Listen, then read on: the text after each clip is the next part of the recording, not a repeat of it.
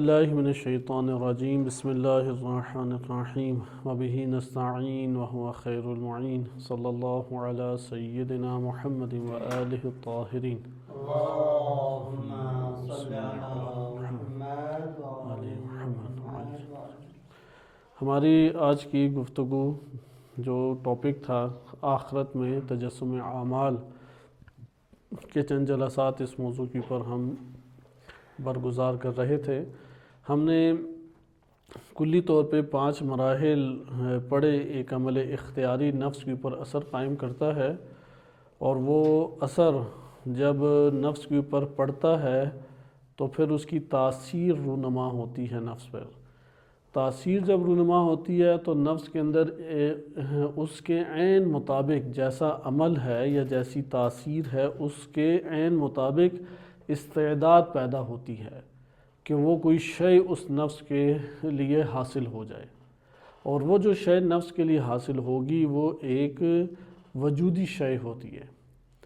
لہذا جس چیز کی استعداد پیدا ہوئی ہے اللہ سبحانہ وتعالیٰ کے قوانین کے تحت اللہ تعالیٰ کی طرف سے اسی شے کا افاضہ ہوگا، یعنی نفس نے جو چاہا ہے وہی اس کو عطا ہوا ہے، اور وہ جب افاضہ انسان کے وجود کے اوپر ہوگا تو اس افاضے کے یعنی اللہ کی طرف سے جو عنایت ہوگا جو جاری ہوگا اس کے نفس قبول کرے گا اور اسی میں ڈھل جائے گا۔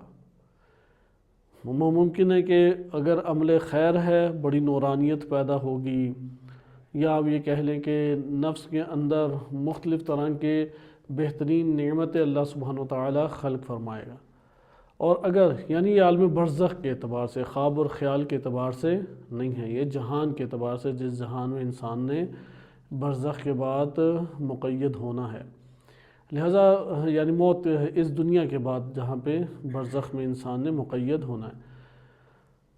لہذا یہ جو انسان نفس کا تغیر ہے، یہ تغییر جو ہے اس کو کہتے ہیں کہ نفس اپنے اوپر بدن برزخی لے کے آ رہا ہے۔ اس لیے بدن برزخی اگلے جہانوں میں وہ ہمارے نفس سے کوئی جدا شے نہیں ہے، بلکہ وہی نفس ہے، اور نفس کے انشاءات ہیں، نفس کے خود خلق کرنے اللہ تعالیٰ کے اذن سے یا اللہ کے قوانین کے تحت نفس کا خود چیزیں خلق کرنا ہے۔ اس لیے اس جہان میں اگر کوئی نعمت انسان اپنے نفس کے اندر یا اپنے سے دو چار پاتا ہے وہ بھی اس کے علم اور عمل کا نتیجہ ہے، اور اگر کوئی تکلیف اور درد اور عذاب پاتا ہے یا قبیح چیز پاتا ہے وہ بھی اس کے نفس اور عمل کا اثر ہے۔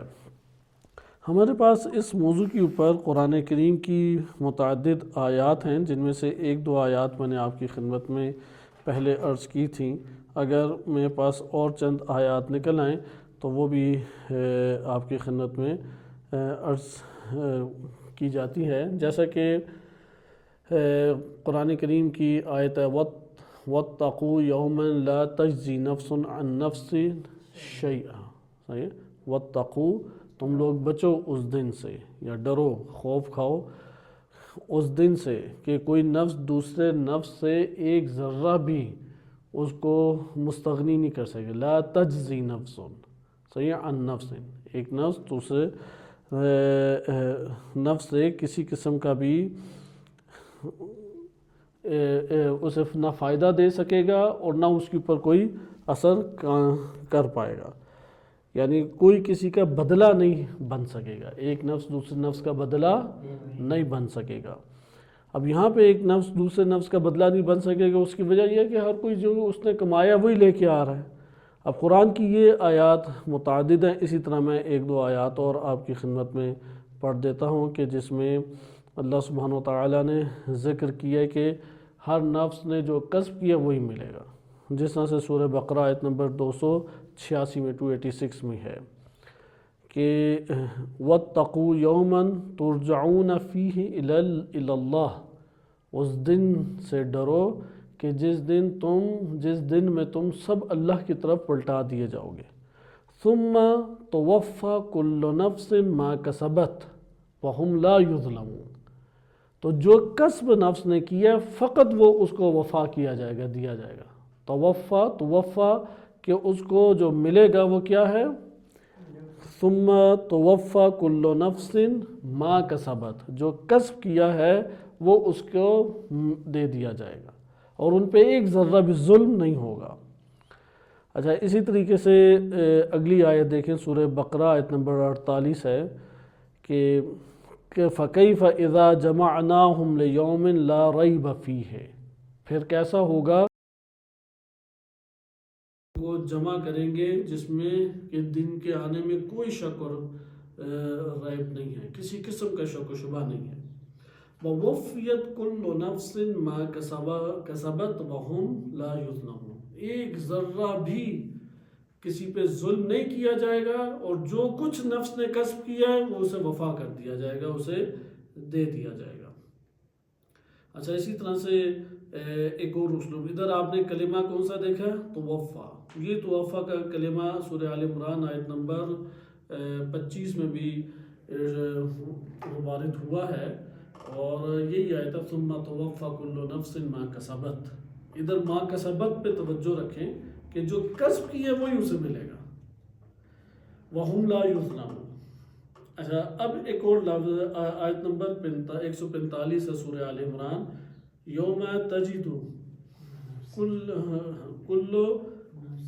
نفس، یوم تجد کل نفس ما عملت من خیر محضرا وما عملت من سوء، کہ اس دن جب ہر نفس پائے گا ما عملت من خیر، خیر میں سے جو عمل انجام دیا ہے اس نے وہ پائے گا، صحیح ہے، محضرہ حاضر اسے پائے گا، اور اسی طرح سے وما عملت من سوء، اور جو برائی میں سے اس نے انجام دیا ہے اسے اپنے سامنے حاضر پائے گا، اور کیا خواہش کرے گا، کاش میرے اس اعمال اور اس یعنی نفس اور اس کے اعمال میں ایک بہت طولانی اور دور کا ایک فاصلہ ہوتا۔ اس میں آپ نے کلمہ دیکھا احضرت لفظ آیا ہے۔ اسی طرح قرآن کریم کے دیگر آیات ہیں کہ بقیہ آیات کسی اور مورد میں پڑھیں گے، یہ سب آیات آپ جمع کر سکتے ہیں، صحیح ہے، توفا یا وفیت یا توفا یا احضرت یا ینبأ الانسان یومئذ بما قدم واخر، مختلف طرح سے تعبیرات ہیں، یا لیروا اعمالہم۔ آپ ملاحظہ کر رہے ہیں کہ کس طریقے سے قرآن کریم نے ذکر کیا، اور بھی اس کی تفصیلات ہیں، یعنی نفس کے ہم نے جو 5 نکات پڑھے، اور نفس کو حاصل ہوئی ایک شے، اور وہ اس کے مطابق ہے کہ جو اللہ تعالیٰ نے انسان کے اوپر افاضہ کی ہے، چونکہ اللہ تعالیٰ کا افاضہ اس استعداد کے مطابق ہے جو نفس نے عملاً اختیار کر لی، جو استعداد عملاً اس نے اپنے پر برپا کی اسی کے مطابق وہ افاضہ ہوئی ہے۔ آئے اب ہم اس کو کچھ عقلی استدلال کے ساتھ مطالعہ کرتے ہیں۔ 13 جی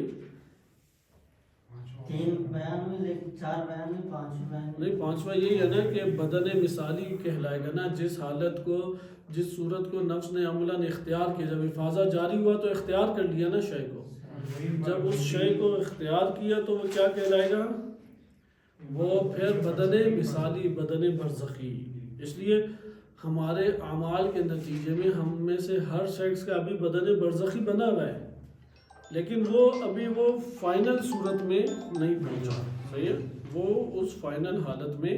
یہاں پہ ہمارے پاس اب عقلی دلائل کے ساتھ ہم ملا صدرہ رحمۃ اللہ علیہ کے نظریات کے تحت آتے ہیں۔ یہ تو میں نے جو آپ کی خدمت میں عرض کی آیات روایات سے بہت واضح اور ثابت ہے ہمارے لیے، اس لیے علامہ مجلسی رحمۃ اللہ علیہ کہ جو اخباری تفکر رکھتے ہیں اور خالصتاً محدثین کے منہج اور روش کے اوپر تھے، انہوں نے اس کو جو ذکر کیا ہے، اس بات کو قبول کیا ہے کہ برزخی ایک مرحلے کو۔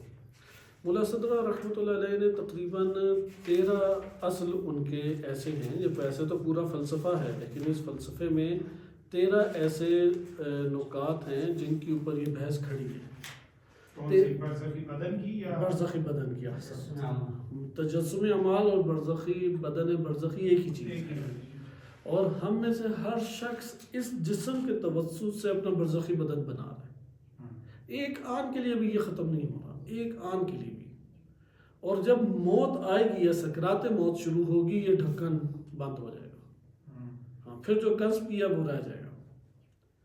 تو موت آنے سے پہلے یا سکرات موت سے پہلے وقت ہمارے پاس یعنی جب ہم کہتے ہیں نام اعمال اب بند، احسن، نام اعمال بند، ختم. یہی تو یہ جو پیچھے سے سال کرتے ہیں ثواب صدقہ، وہ والی چیزیں پھر آگے پڑھیں گے. 2-3 چیزیں اس میں، ایک شفاعت ہے، ایصال ثواب کا ہے، ارتقاء ہے یا نہیں، کس نوعیت کا ارتقاء ہے، یہ بحث پھر اگلے مرحلے کی. لیکن خلقت کا نظام ہم دیکھ رہے ہیں کہ اللہ تعالیٰ نے نفس کو خلق کیوں کیا، کیسے کیا ہے. یعنی انسانی جو نفس ہے، اس جگہ پہ پہلی اصل شروع کرنے سے پہلے یہ نقطہ اگر آپ توجہ کریں، کیونکہ بہت عمیق اور تفصیلی یہ پوائنٹ ہے، لیکن میں اشارتاً آپ کی خدمت میں عرض کر رہا ہوں. اللہ تعالیٰ کی جانب سے بہت وسیع خلقت خلق ہوئی ہے. ہم اس کی جزیات میں جا کے معلومات لے ہی نہیں سکتے، ناممکن ہے ہمارے لیے. وہ اللہ تعالیٰ نے خاص ہستیوں کے لیے قرار دیا ہے، کیونکہ اتنی جزیات ہے، اتنی جزیات حتیٰ کہ ہم اپنے سروں کے بالوں کی نہیں معلومات لے سکتے، اپنے جسم کے ذرات کی نہیں معلومات لے سکتے. جزیات میں ہم کائنات کو بالکل نہ احاطہ کر سکتے ہیں نہ جان سکتے ہیں، مگر وہ بہت قلیل سا. لہٰذا علمی دنیا پھر کلیات کی طرف آ جاتی ہے. صحیح ہے، وہ کلیات کو اخذ کرتی ہے اور کلیات نہیں جا کے منطبق ہونا ہے، لیکن وہ صرف کلی مرحلے تک منتخب وہ ہوگا جو نقطۂ مشترک ان مخلوقات میں پایا جاتا ہے. وہ جو نقطۂ غیر مشترک ہے، نقطۂ اختلاف ہے، اس کی پھر معلومات ہمیں نہیں ملیں گی. وہ پھر انسان کے اپنے باطنی ارتقاء کے اوپر ہے. اگر آپ کلیات کے اعتبار سے دیکھیں تو اللہ تعالیٰ نے جتنی مخلوقات خلق کی ہیں، یہ وہ فرشتے ہیں یا حیوانات ہیں، جسے حشرات بھی کہہ لیں، صحیح، اور انسان اور جنات ہیں. یہ 4 ہمارے پاس بنتے ہیں، یعنی 4 میں سے 3 کہہ لیں. جن و انس ایک ہو گئے، فرشتگان، اور تیسرا مخلوقات حیوانی، اور پھر ان میں حشرات اور دیگر بھی آ جاتے ہیں. درست ہے. اور پھر آپ چوتھا مثلا نباتات اور 5واں جمادات کہنا چاہیں تو عیب نہیں ہے. لیکن جتنے بھی اللہ نے خلقت کو خلق کیا، اس میں ہر خلقت نفس رکھتی ہے. ہر خلقت کا کیا ہے؟ ایک نفس ہے، ایک ذات ہے. ادھر نفس بے معنی ذات ہے. انسان کی ذات ان سب سے جدا ہے. انسان کی ذات کیا ہے؟ جدا ہے ذات انسانی. یعنی ویسے ہمیں چاہیے کہ ہم اس کو ایک کمپیوٹر کے سافٹ ویئر سے تعبیر دے سکتے ہیں، یعنی کیا اس کو کہتے ہیں، سمجھنے کے لیے آپ کوئی بھی تعبیر استعمال، چونکہ ہم نے دیکھیں سمجھنا ہے نا. ہم نے تو یہ کہ کمپیوٹر کے بہت سارے سافٹ ویئر ہیں، اس سافٹ ویئر کو میں ابھی پہچان لوں یہ کیا ہے. صحیح ہے، بقیہ کو میں پڑھوں گا بعد میں. مثلا ذات حیوان کیا، میں اس کا مطالعہ کروں گا. ذات فرشتگان کیا پڑھوں گا اسے میں. لیکن ذات انس کیا ہے، جن کو بھی ابھی ختم کریں، ذات انس کیا ہے. ذات انس کی اصطلاح، انسان کی ذات انسان کو علمی فلسفی اصطلاح میں کہتے ہیں نفس ناطقہ. سمجھیں؟ جب آگے پڑھتے ہیں تو ہم کیا ہوتا ہے؟ نفس ناطقہ. ہاں، نفس ناطقہ. اس کو اصطلاح میں نفس ناطقہ کہتے ہیں. نفس ناطقہ کیا ہے؟ یہ ذات انسان کی حقیقت جو ہے نا، ذات انسان کی حقیقت نفس ناطقہ ہے. اس کو جب ہم مطالعہ کرتے ہیں نفس ناطقہ کو، اور یہاں پہ ہمارے پاس بہت ساری چیزیں آتی ہیں. مثلا ہم ایک جانب دیکھتے ہیں یہ نفس ناطقہ کئی قوتوں کا مالک ہے. صحیح ہے، کئی قوتوں کا مالک ہے یہ نفس ناطقہ. اسی طرح سے ایک بحث ہمارے پاس آتی ہے کہ یہ نفس جو ہے وہ بالفرض قوتوں کے علاوہ بہت سارے امور کو ارادتاً انجام دے سکتا ہے، اختیاراً انجام دے سکتا ہے. خود یہ نفس ناطقہ مجرد ہے، مادی جہاں سے ایک رب پیدا کرتا ہے. اس کے کئی اب شعون ہیں. شعون یعنی کئی پہلو ہیں اس کے. بعض پہلوؤں کے اعتبار سے، کسی پہلو کے اعتبار سے اسی نفس ناطقہ کو کہیں گے روح. اس کو نطق کی وجہ سے ناطقہ کہا گیا ہے. عقل، نطق یعنی تعقل. نفس ناطقہ، بہرحال نفس ناطقہ بھی ذہن میں رکھیں، ایک خاص پہلو کی نسبت سے اسی نفس ناطقہ کو کہتے ہیں روح. ایک اور پہلو کی نسبت سے اسی نفس ناطقہ کو کہتے ہیں قلب. ایک اور پہلو کی نسبت سے اسی نفس ناطقہ کو کہیں گے عقل. صحیح ہے. دوسرے پہلو سے اسی نفس ناطقہ کو کہیں گے نفس انسانی. نفس ایک ہی چیز، ایک ہی ذات ہے. ایک ہی ذات مختلف پہلوؤں سے مختلف خصوصیات رکھتی ہے، پہلو کے اعتبار سے خصوصیت تبدیل ہو رہی ہے۔ مثلا گھر کے اعتبار سے باپ کہلاتا ہے، بس اب گھر کی جہت جب معین ہوگی، اعتبار ہم کریں گے تو باپ کہلائے گا، لیکن مسجد کے اعتبار سے نمازی کہلاتا ہے۔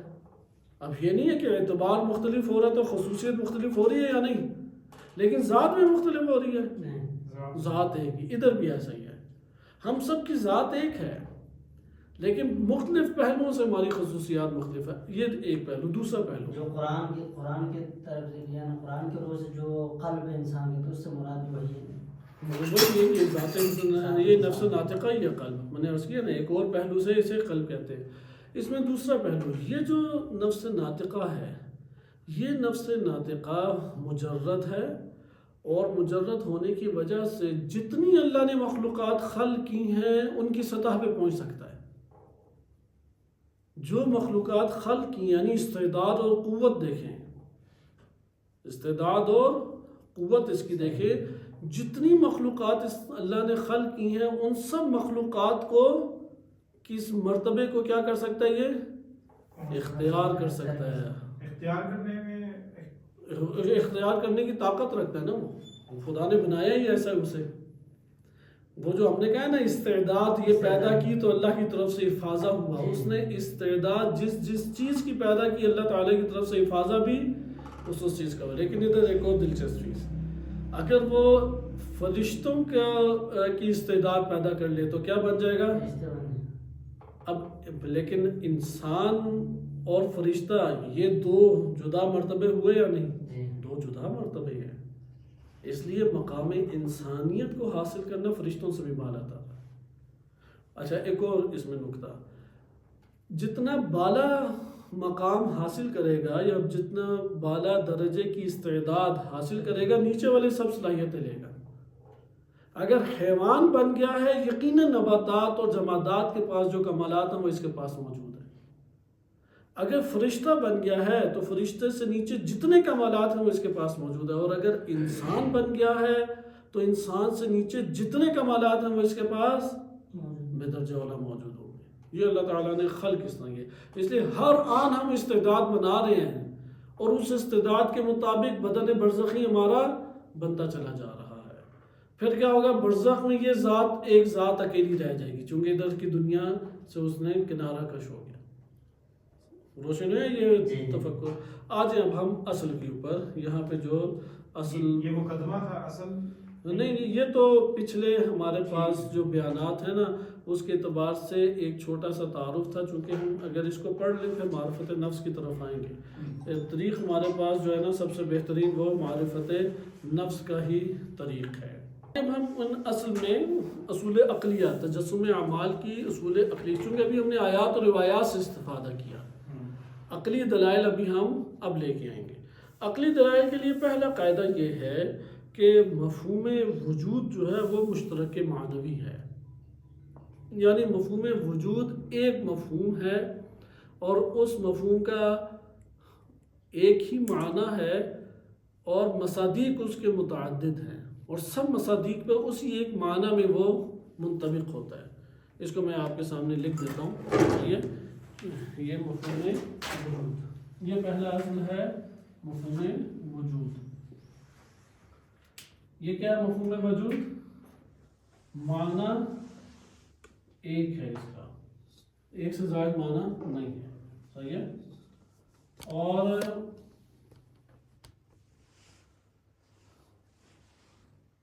اس کے مصادیق متعدد ہیں۔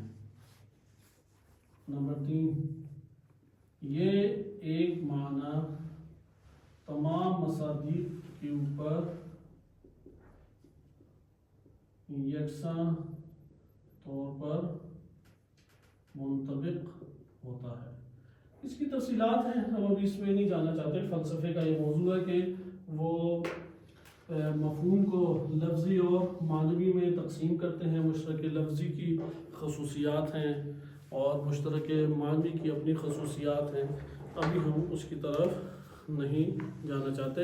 ہم اس طرح سے کہہ سکتے ہیں کہ جب بھی مشترک معنی مفہوم وجود کو کسی شے کے اوپر منطبق کیا جائے تو یہ ایک ہی معنی میں ان سب اشیاء کے اوپر کیا ہے منطبق ہو رہا ہے. ہاں دوسری چیز کائنات میں یہ تو مفہوم تھا، خارج میں جو وجود ہے وہ کیا ہے؟ چونکہ خارج سے ایک شے کی صرف معلومات یا ایک شے کا تصور ذہن میں آتا ہے. مثلا میں نے اس مارکر کو دیکھا، دیکھنے کے بعد اس کا تصور میرے ذہن میں بنا. جب تصور ذہن میں بنا تو یہ مارکر بذات خود نہیں اندر منتقل ہو گیا، یہ اپنی جگہ پر موجود ہے، لیکن اس کی حقیقت میرے حواس خمسہ نے منتقل کی میرے نفس کو. قوت خیال نے اس کو حص مشترک کے اوپر بے عینی ہی اسی طرح جیسا حص نے لیا تھا آشکار کیا، اور میرے نفس نے اس کو دیکھا. اب جب نفس کے سامنے یہ تصور بنا مارکر کا، درست، تو نفس یہاں سے انسانی نفس، انسانی ذہن دو تصور لیتا ہے. ایک ہے اس کے ہونے کا تصور اور ایک اس کی شکل و شمائل اور دیگر چیزوں کا تصور. درست ہے؟ جو اس کے ہونے کا تصور ہے اسے کہتے ہیں مفہوم وجود، اور وہ جو اس کا تصور جدا ہے اپنے خد و خال اور اپنے دیگر اجزاء کے ساتھ اسے کہتے ہیں مفہوم ماہیت. لیکن وجود ہو تو مفہوم وجود ہے ہونے کا، جب بھی ہونے کا مفہوم آئے تو کوئی شے انسان کے ذہن میں نہیں آتی مگر یہ کہ اس کے ساتھ مفہوم وجود پایا جاتا ہے. مفہوم وجود نہ ہو تو مفہوم ماہیت بھی نہیں آ سکتا. اور اگر اس کی ساخت کا مفہوم ہو تو اگر اس کی ساخت اجزاء اور شکل و صورت کا مفہوم ہو تو یہ اس کی ماہیت کہلائے گی، مفہوم ماہیت. لیکن یہ مفہوم ہے. اب یہاں پہ جب میں آ رہا ہوں تو میں مفہوم کے بارے میں بحث کروں گا، اس لیے فلسفہ عرفان میں ایک بحث ہوتی ہی مفہومی ہے. دوستو مفہوم کو مد نظر رکھ کے وہ جو آپ کے حواس نے یا عقل نے اخذ کیا ہے اس اخذ شدہ مفہوم کے بارے میں بحث. لیکن ایک دفعہ کہتا ہوں خارج میں یہ مارکر موجود ہے، اس وجود مارکر کے بارے میں آپ کیا کہیں گے جو خارجی وجود ہے؟ بس ایک وجود ذہنی ہو گیا، ایک وجود خارجی ہو گیا.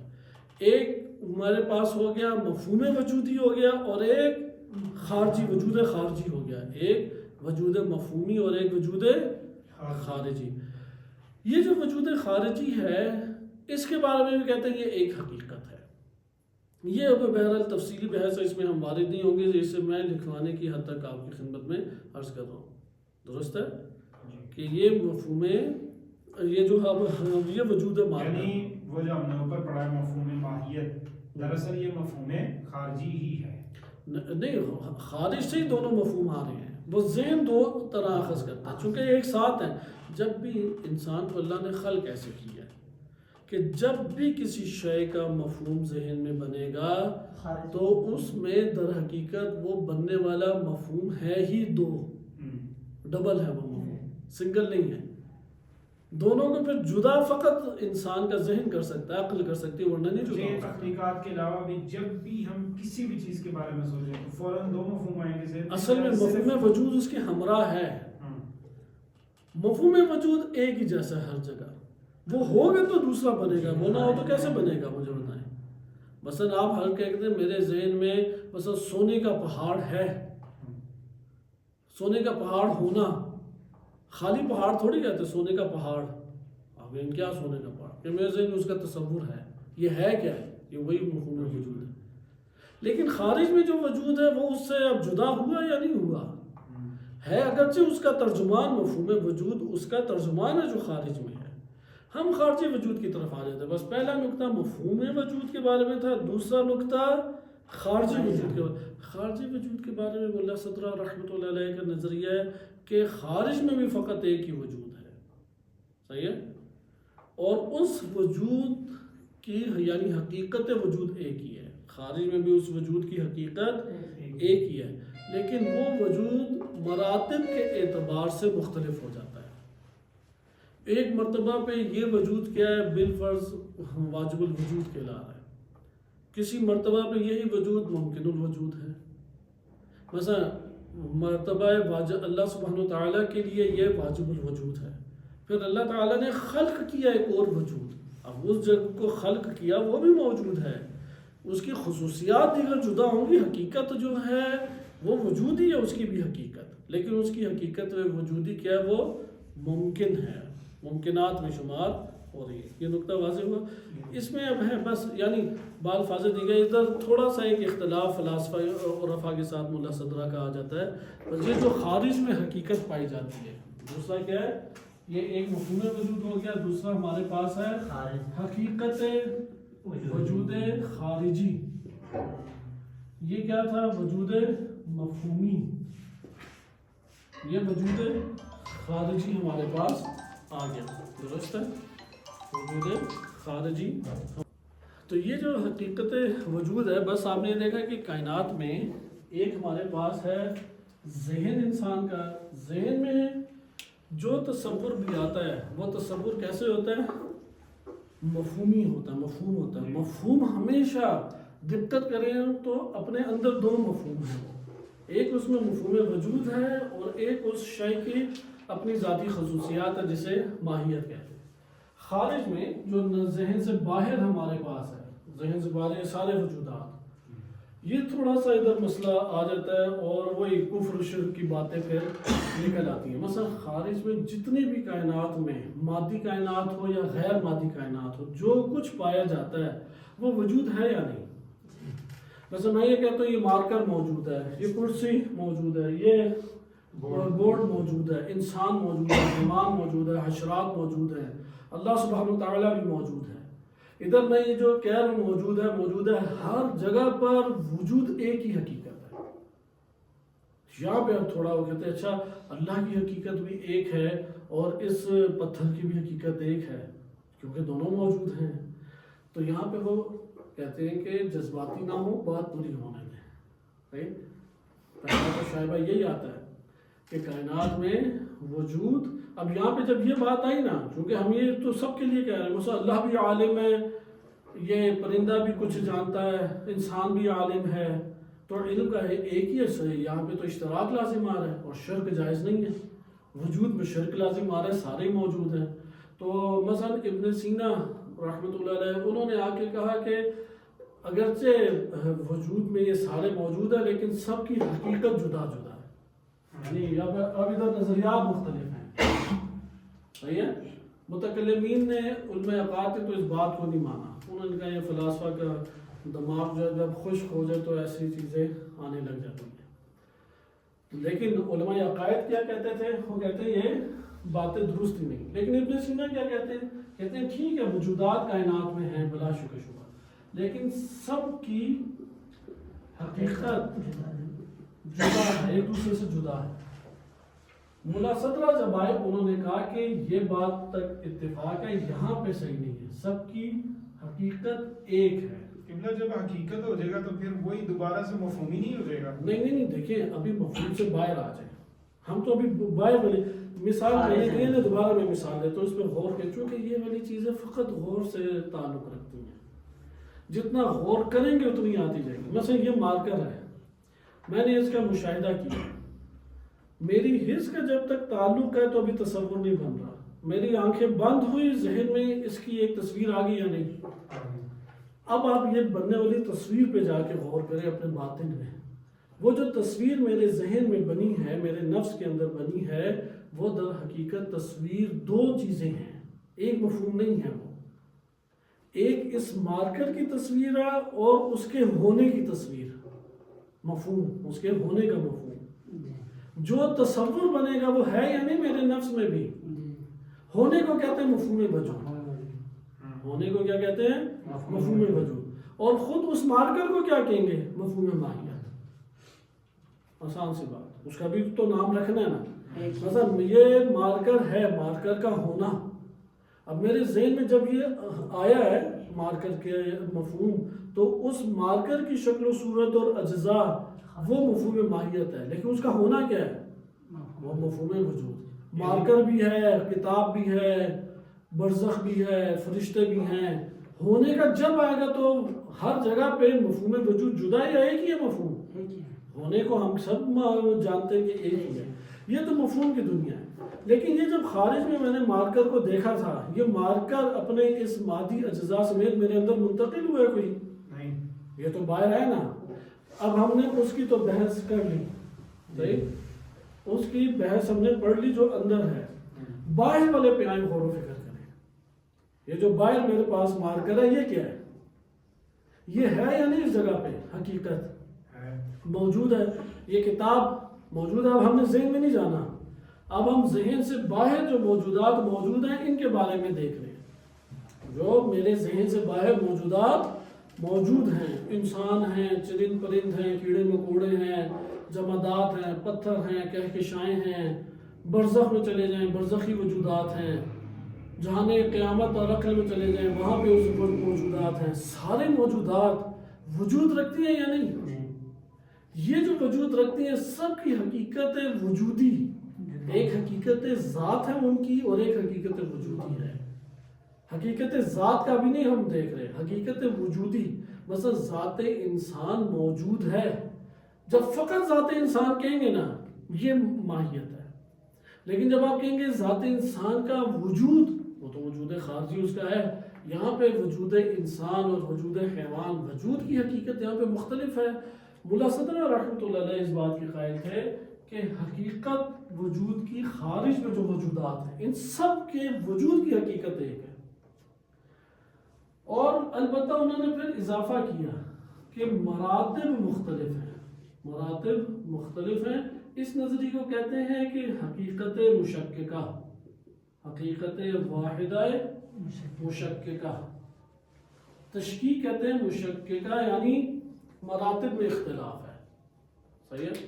ایک مرتبہ وجود کا ایسا ہے جو کہ علت العلل ہے، سب چیزیں اس سے صادر ہو رہی ہیں، وہ جس قدر بالا ترین وجود کا مرتبہ ہے اسے کہیں گے اللہ سبحانہ وتعالی۔ اور ایک وہ وجود ہے جو اس نے خلق کیا ہے، وہ ممکن الوجود ہے، حقیقت وجودی وہی ہے، معنی ادھر وجود کا یا حقیقت تبدیل نہیں ہو رہی لیکن مرتبہ تبدیل ہو رہا ہے، مرتبہ دونوں کا ایک نہیں ہے وہاں پہ۔ لہذا یہاں پہ یہ کہتے ہیں کہ اگر یہ مشککہ نام اللہ صدرہ کہتے تو پھر شرک لازم آتا، جب مشککہ کہہ دیے تو ایک علت ہے دوسری معلول ہے، صحیح ہے؟ ایک مقدم ہے دوسری متاخر ہے، صحیح؟ ایک کی ذاتی ہے دوسری کی غیر ذاتی ہے، ایک مستقل ہے دوسری محتاج اور فقیر ہے، لیکن وجود ایک ہی ہے۔ مثلا اس کی ایک اور مثال سے سمجھاتے ہیں، سورج بھی نورانی ہے اور اس کی کرن بھی نورانی ہے، نورانی ہونے کے اعتبار سے آیا نور کی حقیقت کے اعتبار سے فرق ہے؟ نور کی حقیقت سے ایک ہی ہے لیکن مراتب میں فرق ہے۔ کرن جو ہے وہ سورج علت ہے، وہ معلول بن رہا ہے، سورج ایک عظمت کے اوپر ہے، یہ انتہائی نچلے درجے کے اوپر ہے، سورج بالفرض اس کی نسبت مستقل ہے، یہ اس کی محتاج ہے، وہ وجود میں بھی محتاج ہے، بقا میں بھی محتاج ہے۔ ادھر سے پورا فلسفہ ایک نیا سامنے آتا ہے۔ لہذا قطعاً ایسا نہیں ہے کہ ادھر خالق مخلوق ایک ہو جائیں، خالق مخلوق ایک نہیں ہے، خالق اپنی عظمت کے ساتھ ہے، مخلوق جو ہے وہ اس کے سامنے کوئی حیثیت نہیں رکھتی، وہ معلول ہے، اس کی وجود رابط کے طور پہ پھر آگے فلسفہ شروع ہوتا ہے۔ اور عرفا نے ایک اور بات کی، یہ حکمت متعالیہ ہے اور یہ ہے حکمت مشا، اور ادھر عرفا، عرفا کہتے ہیں وجود ایک ہے اور اس کے علاوہ کوئی وجود نہیں، اسے کہتے ہیں وجود شخصی اصطلاح میں، یعنی صرف پروردگار کے وجود صرف اللہ تعالیٰ موجود ہے، وجود کا اطلاق غیر اللہ پہ ہو ہی نہیں سکتا، پھر باقی کیا ہے؟ پھر باقی وجود ہے یا نہیں؟ تو عرفا کہتے ہیں کہ بقیہ جو ہے نا، بقیہ وہ بقیہ ہیں مظاہر، تجلی، صحیح ہے؟ مظاہر اور اس کی تجلیات ہیں۔ اس کو تو قبلہ وہ متکلمین بھی نہیں لاتے، کیا کہتے ہیں کہ اللہ کا آئینہ ہونا، وہ کیا، مجھے وہ اصطلاح بھول گئی ہے، اکثر ممکن الوجود جو ہے نا وہ اعتراض اٹھاتے ہیں کہ یہ سب لوگ کس طرح اللہ کا وہ سایہ ذل الوجود کہتے ہیں، ہاں ذل بھی کہہ سکتے ہیں، ذل کہتے ہیں، وہ وجود نہیں کہہ سکتے اسے، وجود فقط باری تعالیٰ ہے۔ عرفا کا یہ کہنا ہے کہ بقیہ سارے کے سارے ممکنات وہ مظاہر ہے، تجلی ہے، ذل ہے جو اللہ سبحانہ و تعالیٰ کو ظاہر کر رہے ہیں، اللہ ان کا محتاج نہیں ہے ظاہر کرنے میں۔ مظہر اور دیکھیں نا، مظہر کسے کہتے ہیں؟ جہاں سے ایک شے ظاہر ہو رہی ہے، مثل آئینہ، حقیقتاً اشیاء آئینہ نہیں ہے اللہ کے لیے، مثل آئینہ، مثل آئینہ یعنی اس سے تشبیہ دے کے معنی قریب کیا جا سکتا ہے۔ آئینے میں جب ایک چیز بنتی ہے تو بننے والی چیز اور باہر کھڑا انسان دونوں ایک ہی ہیں یا الگ الگ ہیں؟ ایک ہی ہے۔ آئینے میں جو بن رہا ہے تو اسی کی مظہر ہے، لیکن دونوں ایک ہیں یا الگ ہیں؟ یہاں دیکھیں تو الگ ہیں، لیکن الگ ہے نا، لیکن جو بن رہا ہے وہ بھی تو وہی بن رہا ہے نا۔ اس کا عکس۔ بس جو آئینہ ہے وہ اسی کو دکھا رہا ہے نا، باہر کھڑے ہوئے شخص کو، یہ انسان کیونکہ انسان آئینہ دکھا رہا ہے، اسے کہیں گے مظہر، مظہر ظاہر کرتا ہے۔ مثلا یہ دیگر موجودات کیسے اس کے مظہر ہو سکتے ہیں؟ یہ ابھی ہماری بحث نکل جائے گی۔ دیکھیں سب سے بہترین اگر ہم غور و فکر کریں نا، عرفا کی بات قریب ترین ہے، بہترین، اس لیے عرفا نے حکمت مطالعہ سے اختلاف کیا۔ حکمت مطالعہ وجود کو دو حصوں میں تقسیم کرتا ہے، ایک وجود واجب ہے اور ایک ممکن ہے۔ اس کے اوپر اعتراض کرتا ہے عرفان، وہ کہتا ہے یہ تقسیم باطل ہے۔ وہ یہ کہتے ہیں ممکن ہے اور مخلوقات کو ممکنات کہہ دیا، ممکنات یعنی مخلوقات، اور واجب فقط اللہ تعالیٰ۔ یہ حکمت مطالعہ اور حکمت مشاء کا نظریہ فلسفہ کا۔ مولا صدرہ اپنے زندگی کے آخر میں عرفا کے نظریے کے قائل ہو گئے۔ وہ یہ کہتے ہیں کہ اسے وجود آپ کیسے کہیں گے، یہ تو زیادہ عدم کے قریب ہے۔ مثلا بھی آپ تھوڑا خود غور کریں نا اپنی ذات کے اوپر بھی، تو آپ اپنے آپ کو وجود سے قریب پاتے ہیں یا عدم کے قریب پاتے ہیں؟ وجود کی میں مثال آپ کو دیتا ہوں، اگر اللہ تعالیٰ یہ سانسیں نہ دیتا تو سانس لے لیتے، تو ہم اس کے بغیر کس کے قریب ہیں؟ عدم سانس کے۔ اگر اللہ تعالیٰ مجھے صحت نہ دیتا تو صحت پا لیتے، تو اس کے بغیر کس کے قریب ہیں؟ عدم کے۔ تو اللہ کے بغیر کہاں ہمارا وجود ہونا ہے؟ عدم ہی عدم ہے ہم تو اللہ کے بغیر۔ اب جو اللہ کے ذریعے سے وجود میں آ رہا ہے تو اس کو بھی ہم وہی نام دے دیں۔ مثلا جو آئینے میں تصویر بن رہی ہے، آپ کہیں یار یہ بھی شخص ہے اور وہ بھی شخص ہے، آپ کہیں گے بھائی شخص یہ باہر کھڑا ہونے والا یہی شخص ہے، یہی ہاتھ پاؤں چلا سکتا ہے، یہ نہ ہوتا تو یہ تصویر بھی نہ ہوتی۔ ٹھیک ہے یہ اسے ظاہر کر رہا ہے، لیکن یہ ظاہر کر رہا ہے تو اسی بندے نے آئینہ بنایا، اسی بندے نے اس میں اپنے آپ کو ظاہر کیا، اور اسی بندے کی وجہ سے آئینہ اس قابل ہے کہ اس کو ظاہر کر رہا ہے۔ تو اس میں آئینے کا کتنا کمال ہوتا ہے؟ وہ کہتے ہیں کہ 100 میں سے 99.9999 وہ بھی نہیں ہے۔ تو وہ جو اس قدر قلیل ہے اسے سایہ کہیں یا وجود کہیں، کچھ ہے ہی نہیں ہمارے پاس اس کے علاوہ۔ خدا کی طرف سے مسلسل فیض جاری ہو رہا ہے، میرے ذہن میں کوئی اچھا خیال آئے گا وہ اللہ تعالیٰ کی طرف سے، میرا نفس باقی ہے اللہ تعالیٰ کی وجہ سے، جو کچھ میرے اندر چل رہا ہے اور جو کچھ میں پا رہا ہوں وہ خداوند متعال کی طرف سے ہے، وہ اللہ تعالیٰ کی طرف سے۔ یعنی ایک منبع جہاں سے ہر شے مسلسل جاری ہو رہی ہے، وہ تدبیر بھی کر رہی ہے، بے شک واسطوں سے مجھ تک پہنچ رہی ہے، لیکن تدبیر اس کی طرف سے ہو رہی ہے، چلاؤ ہو رہا ہے۔ اور ادھر وہ حقیر سی جو چیز ہے، مثلا کیڑا ہے، اور انسان اور کیڑے میں ایک نقطہ مشترک دے کے کیڑے کو بھی انسان کہنے لگ جائے۔ اس لیے عرفا تو بڑا سخت اس کے اوپر حساب کتاب کرتے ہیں کہ مظاہر اور تجلیات کو وجود کا نام نہ دیں۔ سورج اور سایہ، سورج کی روشنی کہاں اور سایہ کہاں؟ سائے میں نہ حرارت ہوتی ہے اور نہ وہ نورانیت ویسی ہوتی ہے، صرف عکس آپ کا ظاہر کر رہا ہے ایک حد تک، وہ بھی سورج کی برکت سے۔ تو اوپر والے بھی تو یہ بات بہت قریب کر رہے ہیں نا کہ مثلا ٹھیک ہے وجود ہے، لیکن وہ مراتب کا نام دے دیتے ہیں، یہ کہتے ہیں کہ مولا صدرہ قریب آئے مراتب کے اعتبار سے، مراتب کی بھی اچھی تشریح ہے۔ ہم کہیں گے کیڑے میں بھی جان ہے اور میرے میں بھی جان ہے، البتہ اس کا مرتبہ انتہائی ضعیف ہے کہ میرے پاؤں کی ایک ٹھوکر ہے، صحیح، اور میرے اندر جان اور طاقت دیکھیں وہ بے انتہا ہے اس کی نسبت، لیکن ہم کہیں گے وہ بہت نچلے مرتبے کے اوپر ہے، جو بہت قوی مرتبے کے اوپر ہے۔ کہاں زیرو کا بلب اور کہاں مثلا 10,000 واٹ کا ٹرانسفارمر، کہ اس کے قریب جائے تو بندہ چپک جاتا ہے۔ وہ تو اتنی ہی نہیں صلاحیت وہ 0 واٹ کا بلب رکھتا ہے کہ اس کو لگا سکے، لگانے سے پہلے پھٹ جائے، تو لیکن ہے تو بالآخر دونوں کے اندر ہی روشنی نا، ایک کو کہیں گے کہ شدید، ایک کو کہیں گے ضعیف۔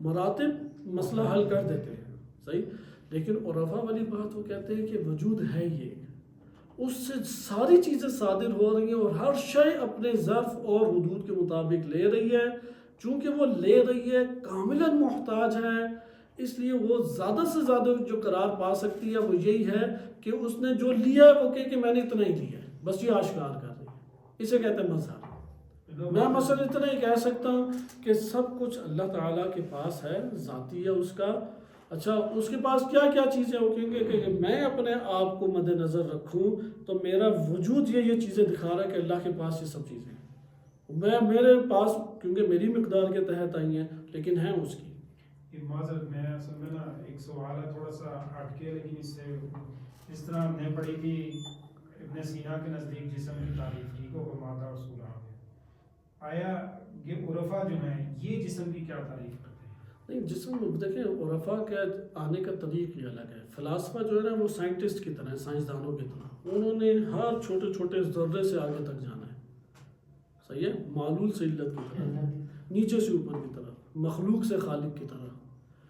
عرفا نے خالق سے نیچے مطالعہ کرنا ہے، وہ پہلا باب اور پہلا چیپٹر شروع ہی اللہ تعالیٰ کی جانب سے کرتے ہیں، وہ پڑھتے مخلوق کو ہیں اللہ کے مظہر کے اعتبار سے، یعنی اللہ تعالیٰ نے اپنے آپ کو دو طرح سے اپنی شناخت کرائی، ایک اللہ کو اپنی ذات کا پتہ ہے، جیسے ہم میں سے ہر ذات انسان کو نہیں پتہ اپنے بارے میں، لیکن جو مجھے اپنے بارے میں پتہ ہے اب آپ لوگ اس سے آشنا نہیں ہیں، لیکن ایک دفعہ میں اپنے آپ کا ہنر، اپنی قدرت کا ہنر، اپنے علم کا ہنر رپورٹ بنا کے دیکھتا ہوں۔ اب یہ جو میں نے رپورٹ بنایا اور پھر میں نے اس کو دیکھا ہے تو یہاں پہ کیا ہے، میرے پاس جو صفات اور خصوصیات ہیں اس کو میں نے خود اس میں دیکھ کے پھر اپنے ہنر کی تعریف کی۔ مخلوق اللہ نے اسی طور پہ بنائی ہے، اللہ نے خلقت کو خلق کیا اور اس کے اندر اپنی صفات کو روشن کیا اور روشن کر کے اپنی ذات کو مشاہدہ کیا۔ سب سے بہترین طور پہ اللہ تعالیٰ کو سب سے بہتر، مثلا عرفا اس کی بڑی اچھی مثال دیتے ہیں، پہلے بھی میں نے عرض کی، آپ مختلف ایک کمرے میں جائیں، ہر جگہ آئینے لگے ہوئے ہیں، آئینے میں درمیان میں آپ کھڑے ہو جاتے ہیں، ایک موٹا سا آئینہ ہے جو انسان کے صرف ناک کو فٹ بال جتنا دکھاتا ہے لیکن دکھا تو رہا ہے نا، ایک ہے آئینہ ٹوٹا ہوا ہے، تکونی ہے، وہ اس کو تھوڑی لمبی سی شکل دے رہا ہے، ایک آئینہ کچھ، ایک آئینہ کچھ، ایک آئینہ کچھ۔ اب جو بھی آئینہ دکھا رہا ہے یہاں پہ وہ فرد مختلف ہے یا فرد ایک ہی ہے؟ فرد ایک ہی ہے، لیکن اور ہر کوئی جو دکھا رہا ہے وہ اپنے ظرفیت کے مطابق دکھا رہا ہے یا بعینی جیسا ہے ویسا دکھا رہا ہے؟ صرف ایک آئینہ اللہ نے ایسا خلق کیا ہے، مثال اگر آئینے کی رکھیں، بار بار میں اس لیے کہہ رہا ہوں آئینہ 100% نہیں مثال ادھر بنتا، صرف یہ ظاہر کرنے کے اعتبار سے مثال بنتا۔ ایک آئینہ اللہ نے ایسا رکھا ہے جو اللہ کو کاملاً آشکار کرتا ہے، اس آئینے کا نام کیا ہے؟ انسان کامل، نبی صلی اللہ علیہ وسلم آئے میں 18 علیہ وسلم۔ وہ ایک آئینہ ایسا ہے کہ اللہ نے اس میں نقص ہی نہیں ہونے دیا، لہذا خدا کی ذات کاملاً آشکار ہوتی، اسی لیے روایات میں کہ جس نے امام حسین علیہ السلام کی کربلا میں زیارت کی اس نے عرش کے اوپر اللہ کی زیارت کی۔ ایسا نہیں ہے کہ نعوذ باللہ امام حسین علیہ السلام اور اللہ نعوذ باللہ ایک ہو گئے، ہو ہی نہیں سکتا، وہ کہاں ممکن، اور اللہ سبحانہ وتعالیٰ واجب ہستی، لیکن مظہر تام ہے، اللہ تعالیٰ کی صفات جلالیاں بھی ہیں، جمالیاں بھی ہیں، ہر آئینہ ایک ایک دو صفات کو دکھاتا ہے، مثلا جبریل امین علیہ السلام چند صفات کا مظہر ہے اللہ تعالیٰ کی، فقط اور فقط محمد وآل محمد علیہ السلام یا نبی خدا وہ کامل اللہ تعالیٰ کے صفات کا مظہر ہے۔ اللہ سبحانہ وتعالیٰ رحیم بھی ہے اور قہار بھی ہے، دونوں چیزیں نظر آئیں گی، ایک چیز نہیں۔ اللہ تعالیٰ علیم اور حکیم بھی ہے اور حلیم بھی ہے، امیر المومنین علیہ السلام حلیم نظر آئیں گے، اس لیے یہ مقایسہ نہ کریں کہ ان کے گھر میں اگر حملہ ہوا تو وہ دیہاتی اس کی بیگم پہ جیسا حملہ ہو تو ویسا ہی وہ سلوک کرے، نہیں، امام علی علیہ السلام حلیم ہیں، وہ مدبر ہیں، وہ حکیم ہیں، وہ ذاتی مفادات کو مد نظر نہیں رکھتے، وہ اسلام کے مفادات کو مد نظر رکھتے ہیں، اس لیے اس دیہاتی سے ان کا مقایسہ نہیں کیا جا سکتا، گھر میں حملہ ہو تو ان کی ہر چیز بالا تر ہوگی، وہ اپنے نفس کی خاطر نہیں ماریں گے، اگر اس کے دشمن کے سینے پہ چڑھ کے قتل کرنے لگے اور تھوک دیا ہے تو غصے میں کوئی چیز صادر نہ ہو اس لیے سائڈ پہ آ جائیں گے، اس لیے ان کا غضب ان کی رحمت اور ان کی حکمت کے ماتحت ہے، اس کے اوپر بالا تر نہیں ہے۔ یہاں پہ آپ جب انسان کامل کا مطالعہ کریں گے اس باب سے کہ وہ اللہ تعالیٰ کی طرف سے منبع فوراً جاری ہو رہا ہے، لیکن بہت وسیع جاری ہو رہا ہے، اتنا وسیع جاری ہو رہا ہے کہ اس کا احاطہ ہم نہیں کر سکتے، اس لیے وہ کامل اور جامع ترین ہستی نظر آتی ہیں جس میں کوئی نقص نہیں ہے۔ یہ ہمارے پاس حقیقت مشککہ کے اعتبار سے بہرحال ہم ملا صدرہ کا نظریہ پڑھ رہے ہیں کہ بدن برزخی ہمارا اصل میں ٹاپک ہے. ہمارا یہ بدن تو اللہ تعالیٰ نے ماں کے پیٹ میں بنا دیا، وہ جو اگلے جہان کا بدن ہے وہ ہم نے اپنے عمل کے قلم سے بنانا ہے. وہ کیسے بنے گا اس کی عقلی دلیل. آخری اس میں مقدمہ 13 اس کے ہیں اصول. ہم اس میں تیسرا اصول پڑھ کے بعد ختم کرتے ہیں. ادھر میں ایک سوال آپ سے عرض کرتا ہوں. ہمارے ذہن میں جب ہم خارج میں کسی شے کا مشاہدہ کرتے ہیں تو ذہن میں مفہوم دیکھنے میں ایک آتا ہے، تھوڑی دقت میں جائیں تو 2 مفہوم ہیں. تھوڑی دقت میں جائیں تو کتنے مفہوم ہیں؟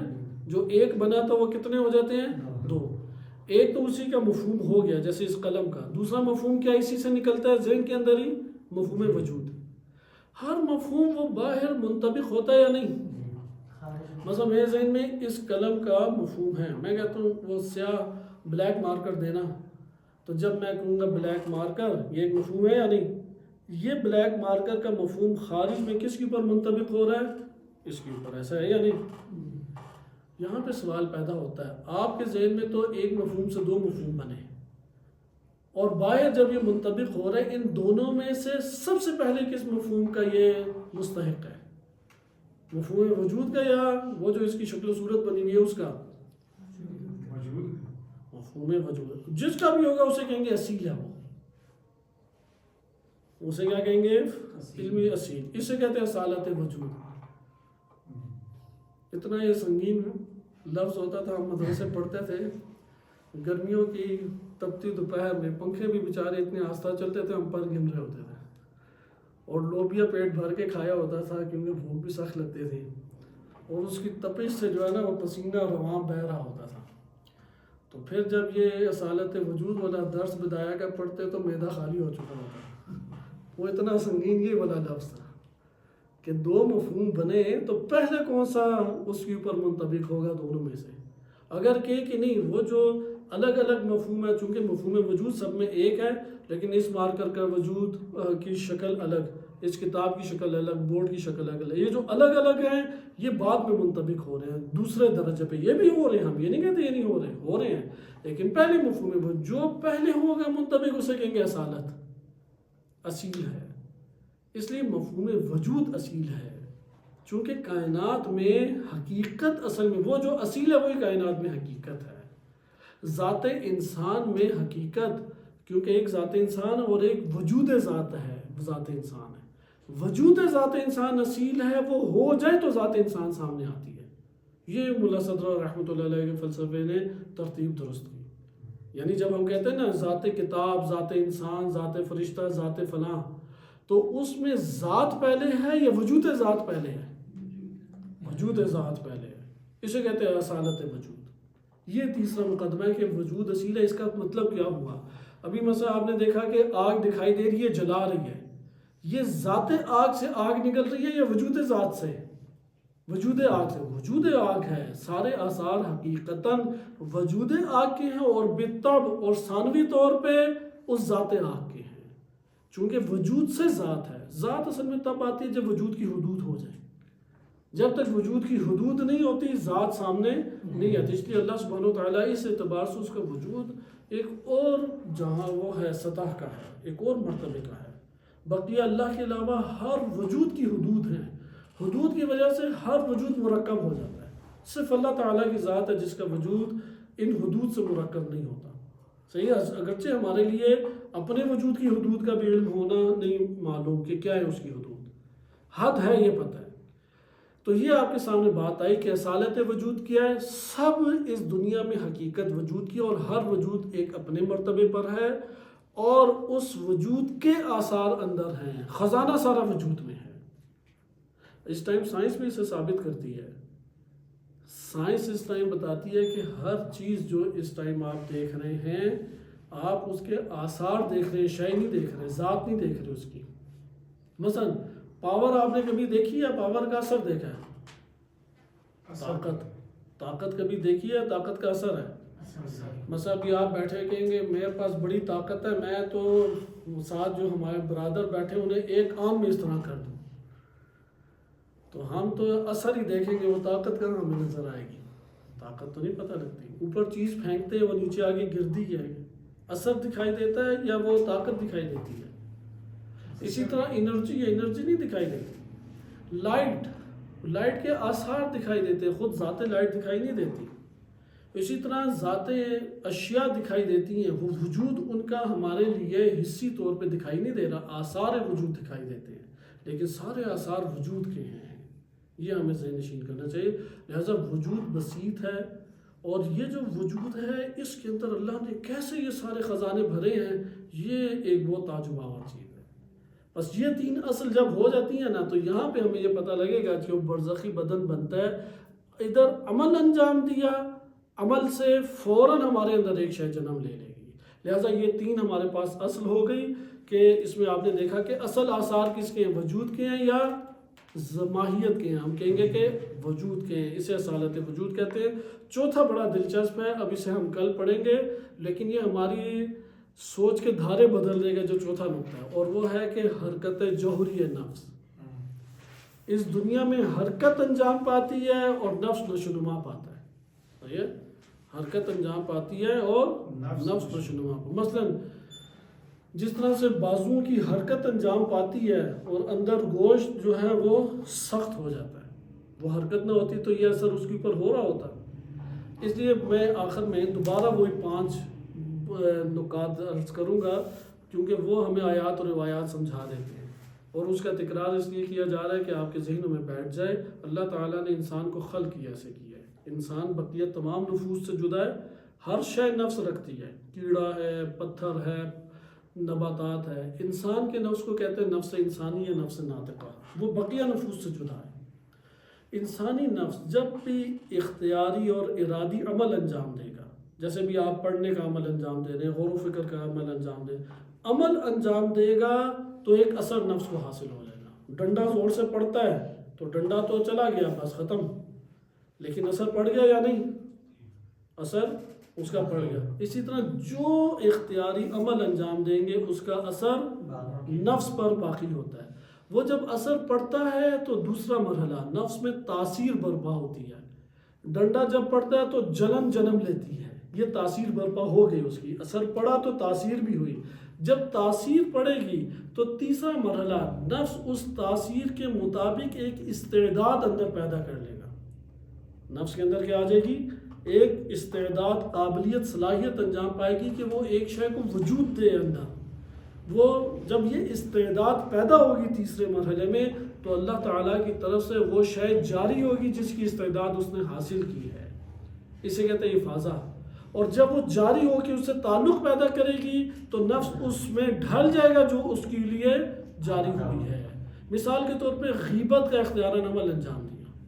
اب جب غیبت کا عمل انجام پایا تو اثر نمایاں ہوا. اثر نمایاں ہو، اس کی تاثیر پڑی تو نفس کے اندر زمینہ فراہم ہو گیا. وہ زمینہ فراہم کیا ہوا کہ میرا جو نفس ہے جہان برزخ کے اندر اپنے بھائی کو لے کے آؤں، اسے ذبح کیا، اس کے ٹکڑے ٹکڑے کیا، بہترین بریانی کی شکل میں خون کے ساتھ میں کھا رہا ہوں. اب اس سے مجھے قباحت آ رہی ہے، میں دور کرنا چاہ رہا ہوں لیکن کھا رہا ہوں. کیسے دور کروں؟ چونکہ افاضہ میں نے یہ کیا، میں نے وجود اسے، میرے نفس میں استعداد اس شے کو وجود میں آنے کی پیدا ہوئی تھی. اس لیے جس کو میں نے خود وجود دیا ہے اب میں اسے چھٹکارا نہیں پاؤں گا. مثلا میں نے ایک غلط کام کیا اور کاکروچ کا ایک پورا کا پورا دریا جنم دے دیا. وہ کاکروچ کہاں سے آئے؟ وہ تو میں نے خود ڈالا نا عمل. اور تھے بھی بڑے خطرناک کاکروچ، اس کے اندر میں گھس رہا ہوں اور وہ میرے حلق کے اندر جا رہا ہوں، میں اٹھا کے پھینک رہا ہوں، کراہت بھی جدید سخت آ رہی ہے. وہ سب میں نے خود وجود دیے چونکہ استعداد اس کی پیدا کی تھی. جس کی استعداد پیدا ہوگی وہی اندر آئے گا، اور جب اندر آئے گا تو وجودی چیز آئے گا. ابھی وہ مٹی کے اندر سے نکلتے ہیں چونکہ ہر چیز مٹی اور پانی سے پیدا ہو رہی ہے نا، اس وقت میرے نفس کے اندر سے نکلیں گے. اس لیے میرا نفس اور وہ ایک ہی ہے. اور اگر عادات محکم ہو جائے جسے ملکہ کہتے ہیں، پھر ان کی حالت معدن کی سی ہوتی ہے، وہ کھوتے جاؤ ختم ہی نہیں ہوتا. اسی طرح اگر نماز ہم نے پڑھی، انشاءاللہ ابھی پڑھیں گے، اختیار سے اللہ کی بارگاہ میں سجدہ کیا، یہ سجدے نے ایک اثر برپا کیا، اس اثر کی وجہ سے تاثیر ہوئی، تاثیر نے میرے نفس کی زمین کو زرخیز کیا، اس زرخیز زمین نے ایک اللہ تعالیٰ سے مطالبہ کیا کہ یہ چیز اس میں پیدا ہو. جو مطالبہ کیا اللہ نے وہ عطا کیا، پتہ لگا بہترین خداوند متعال نے رفیق پیدا کیے، بہترین محافل ہیں، بہترین محل ہیں، ان کے ساتھ انسان زندگی بسر کر اور خوشی خوشی ہے انسان کو۔ اس لیے ہر انسان کے آپ کہہ سکتے ہیں 2 گھر ہیں، ایک گھر میں ایک بیگم ہے اور ایک گھر ہے جس میں ہزاروں بیگمات ہیں۔ تو وہ پوچھے گا اگلا گھر کہاں پہ، وہ کہ نہیں وہ اگلا گھر برزخی ہے، اس کا تم سے تعلق نہیں ہے۔ خداوند متعال نے بنانی ہے، چونکہ قوت حس، قوت شہوت، قوت غضب وہ نفس کو حاصل ہے، بدن کو نہیں۔ اس لیے حس جیسے جیسے آنکھیں بند ہوتی ہیں خواب دیکھتا ہے، اگر ان آنکھوں سے دکھائی دیتا ہوتا تو وہ خواب کہاں سے دیکھ رہا ہے؟ خواب میں کھا پی رہا ہوتا ہے، اگر صرف اس دانتوں سے اور معدے سے کھاتا ہوتا تو ادھر کیسے کھا رہا ہے؟ ادھر لذت بھی لے رہا ہوتا، اس کے آثار بھی ہم دیکھتے ہیں۔ اس سے ہمیں یہ پتہ لگتا ہے یہ طاقت نفس کے پاس ہے، اور نفس نے اپنی زمین ہموار کرنی ہے، جیسی زمین ہموار کی ہے اللہ کی طرف سے ویسی چیز صادر ہو رہی ہے۔ صلی اللہ علیہ سیدنا محمد وآلہ الطاہرین۔